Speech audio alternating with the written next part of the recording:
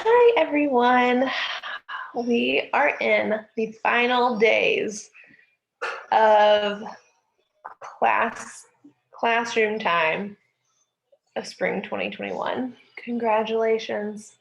If you're watching this, chances are you are pretty caught up. And if you aren't caught up, then you are catching up. You haven't given up, which is the most important thing. Congratulations, guys. You made it. I hope you get to go outside and enjoy very windy but nice, beautiful skies and temperature today. Remember, during these busy exam times, final project times, that it is so important to take time outs, take deep breaths, take some time to yourself so you are not you're going to be stressed no matter what. But when you overload yourself and you become overwhelmed, then your work suffers, which makes you more stressed and overwhelmed. So remember to take some time for yourself, okay? So here's what we're going to do today in our last video of the semester. I am going to review your final portfolio, the assignment sheet, getting some questions about it, and they're great questions. I just want to show you where you can find those answers in the actual assignment sheet. And then I'm going to give you an example of an introductory memo, also known as a portfolio letter, because I know that you guys really like examples, and I do not blame you. And I might be emailing some of you because this was actually my first semester teaching this class, so I did not have any examples to choose from because I've never taught this class before.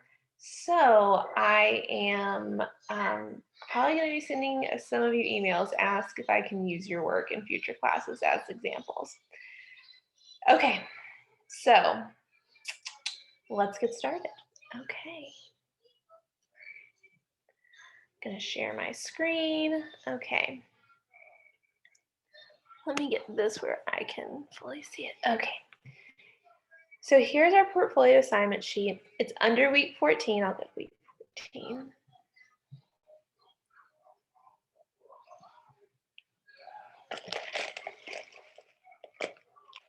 Week 14, we have our learning materials that gives you instructions for what's due this week, has some things for you to read that is just all around good information to have.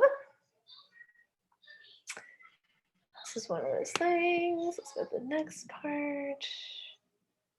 Next part.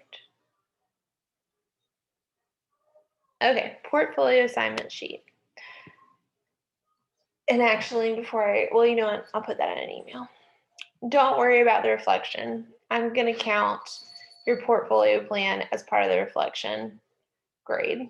So I'll send you, when I send this out to you, I'll put it in the email. Okay, so portfolio assignment. The portfolio is your chance to show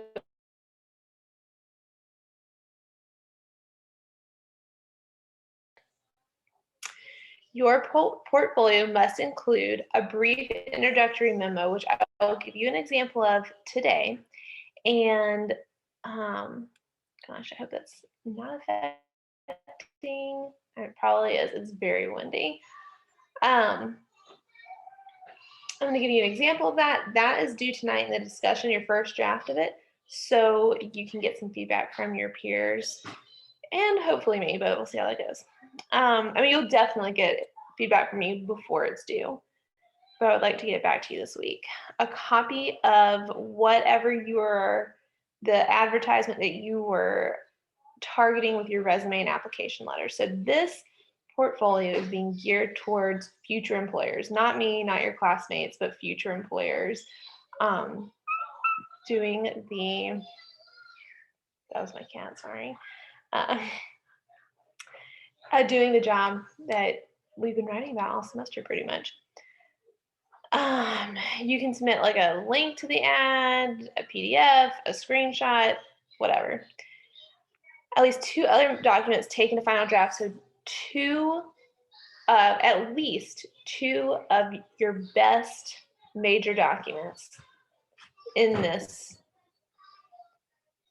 class. Okay, so are you gonna want to choose something you got an F on? Probably not, unless like you and I have really worked on it, or you feel like you've done a lot of extra work and made it, much better. In that case, you might want to send it to me before so I can say, maybe pick something else. But I would probably, if I'm putting myself in a student shoes, choose my best ones. Because here's what a portfolio is. This is not in every single job, but in a lot of jobs, especially now because everything is so online, this personal aspect of it, personal aspect of applying for jobs is kind of not dying out, but it's harder to get. So people are asking for like a body of your work, which might mean writing samples or like write-ups of actions you've taken to, like, if you work in if you're a mechanic and someone comes into your garage and ask you to fix this, like what's your diagnostic process, how what do you do if this or this happens, and they'll ask you to write it up. So having like a body of work or write-up of your processes is really, really important to getting hired, because it shows your employers outside of your resume and application letter, like who you are and what your personality is, and very honestly, like how good you are at writing. Which, again, when we are in this online world, a lot of your communications are probably going to be through email, and you want to sound like you know what you're talking about. So you are going to choose 2 of your final drafts. Not the practice persuasive mode, because we did not do that. You can also choose to create new documents appropriate for your future profession, such as a newsletter or sales letter. I'd be glad to work with you to select these documents. Yeah, so if you want to create new ones, absolutely go for it. Let me know, and let me know any way I can help you. If you choose to revise a collaborative proposal, so here's another thing. You aren't just going to turn in work that you're not just choosing 2 things and turning that in as part of this proposal.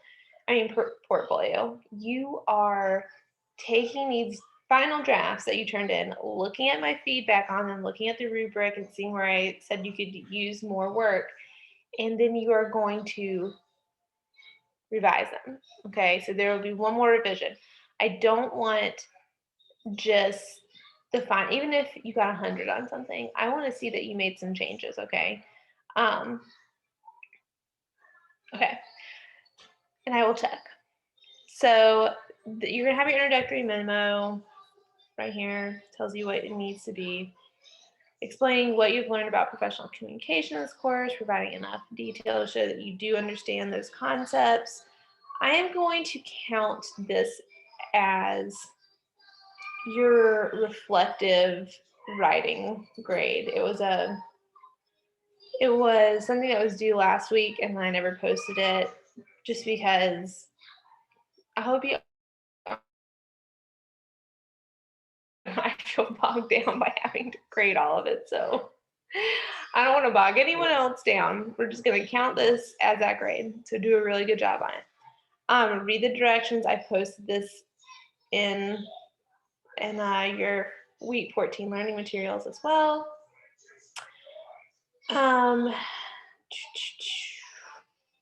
A final paragraph in which you explain and justify 2 or 3 things about professional writing you want to continue to work on for the rest of your career. That's not part of your introductory memo. That is, I'm sorry. That is part of your, that's the reflective writing part. So you have your 2 paragraphs, blah, blah, blah, what you learned, brief paragraphs that describe each document in the portfolio, summarizing, Evaluate that document, connect that document to the skills and knowledge you discussed in the opening paragraphs. You must make and justify these connections explicitly or you'll lose points. Each paragraph should focus on one document. Here's why. Not just because I should be able to see like what you learned in this course, but you should be able to see what you learned in this course. So often especially in higher education, I feel like we are just very driven to get through it, get the credit, move on to the next thing, get the grade that's going to help your financial aid, which are all completely valid because those are very important things. And it's a shame because part of this is that you're supposed to be learning. Learning doesn't mean you learned it for the final project and then like sort of what you're talking about, you just move on. Like these should be skills that you are really taking in and you're going to use for the rest of your life. Like, because honestly, I think it's just a big waste of money to go to college if you're not actually learning. So I want you to be able to see like, I got my money's worth because here are the things that I learned. I say this all the time. I'm pretty sure I said it to you guys before. No one is going to care about your education anymore as much as you should be caring about it. So this is why I want you to make these connections. I want you to see like, oh, I did learn this. This is how I'll use this in the future. Okay, then you're going to submit it. I'm going to grade it. It's due by April 30th at 11:59 p.m. You cannot turn this in late, okay? You cannot turn this in late because final grades are due. So I have to grade these big long portfolios for everyone and grade all the makeup work that's being turned in and do a bunch of other things that go on with final grades and have those in. So I cannot accept it work. These are 400 points. Again, you have to do this assignment. You cannot just not do it. Can't turn in late, can't skip it. You have got to do it because you will not pass the class if you don't. So don't turn it in late and don't not do it. Okay. Yeah. Okay. So this is the portfolio assignment. It is geared towards future employers or like a pretend employer of whoever you're writing your application letter to and resume. Oh, and your resume and application letter are supposed to go in here. And then your 2 documents, major documents that you worked on during the semester. Okay. The example of the introductory memo. Okay, here I'm going to put a link to this, but it's going to be written in memo style like we have this whole semester, like all the memos we've written. You guys know how to do a memo, write a memo. But as far as like content, this is what goes into an introductory memo. Dear, it's going to be dear whoever your future employer is, okay? My name is Shelby McMillan, and I am a first-year student in the nursing program. My wish is to become an RN and dedicate my life to helping others get well. When I entered Composition 101 in September, I had little foundational knowledge about writing and argumentation. The high school did not have AP English classes or even an English class that focused on writing. Instead, we read short stories and completed grammar worksheets. I've always liked to write reflections and creative pieces for personal enjoyment, but more formal, purposeful types of writing intimidated me. Week 1 of Composition 101 was extremely overwhelming, as even the basic lingo, words like rhetoric, ethos, and pathos, was entirely new to me, which is why it makes me proud to say that this semester I have met the general education requirement of completing Composition 101. Furthermore, in this process, I gained some beneficial academic writing skills. I learned to perform blah, blah, blah, blah, blah, blah. In this electronic portfolio, you will find 3 essays, she goes on to describe the essays. And then we have our final paragraph. Upon completion, this is what students are supposed to learn. Here's what I'm going to take with me. Okay, I'm not going to read the whole thing because I'm not videoing myself reading something. You guys can go look at this. But so this is obviously not for an English 160 class, but it's the same idea, same setup. She talks about, let's go back to her introductory memo. Let me get underneath all this stuff. She talks about what she learned in this course, showing that she understands these concepts. She talks about the things that are going to be in the portfolio. Then she has a final paragraph explaining and justifying 2 or 3 things about professional writing that she is going to continue to work on for the rest of her career. Okay. Now, stop screen share. Is a future employer going to ask you what you learned in English 160? No. But, I mean, they might. Nothing's out of the but I highly doubt it. So yes, you're writing to a future employer about what you learned in English 160. So yeah, it's still not to me, it's to a future employer, okay? If you want to pretend that I'm your future employer, if you just need to put a face to a name, that's completely fine.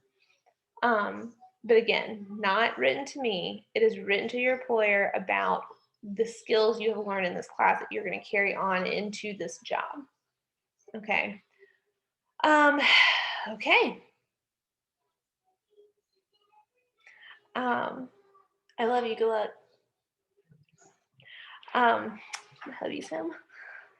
Now he's not. He's leaving. Okay. So, okay. So that's it. English 160. You did it. Well, you better have done it. Remember,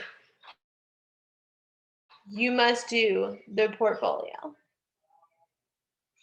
You got to do it. And I have really enjoyed teaching this class.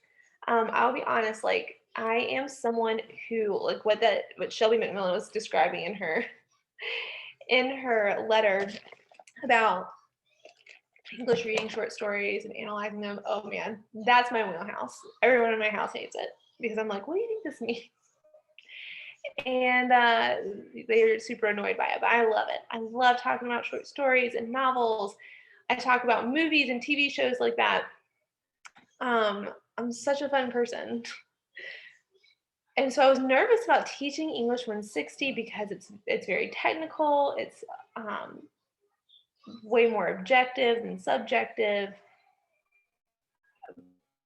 But I really did enjoy it because I think while, rhetorical analyzation and being able to read between the lines of written work is so important, so is technical writing and how to write a resume and application letter. And I just feel like this is such useful information for the future and learning how to toe the line between professional and interesting. You guys did such a good job at that.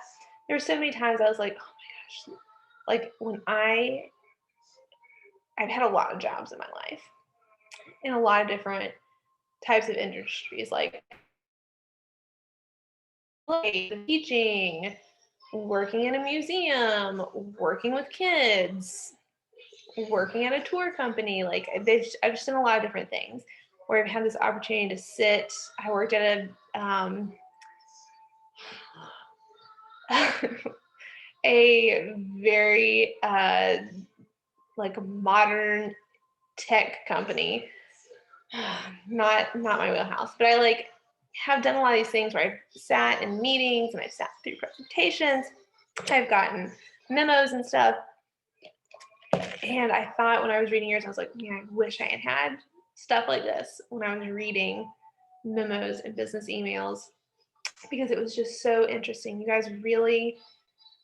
You all blew me away too. Like this was a hard semester. because I feel like we were a little weary of like everything that was going on. Like we hit that 1 year mark of, oh my gosh, we've been doing this for a year. And life outside of school just continued to happen and you persevered. So many of you went that would have put, a strain on anybody, but much more so on someone who's trying to do school at the same time online, which, guys, is no joke. Okay, like I know it's so much more work than in-person classes. So you did it. You did it. And I got to learn a lot about you guys, um, about things that you want to do with your lives, about how you even decided that this was the thing that you wanted to do. It was so interesting and just, I don't know, really inspiring. So thank you so much for being vulnerable in your writing, your hilariously honest emails that you sent me, and being patient with me because yeah, it was rough sometimes. And I'm just really proud of you guys. Okay. If you have any questions, let me know. Okay.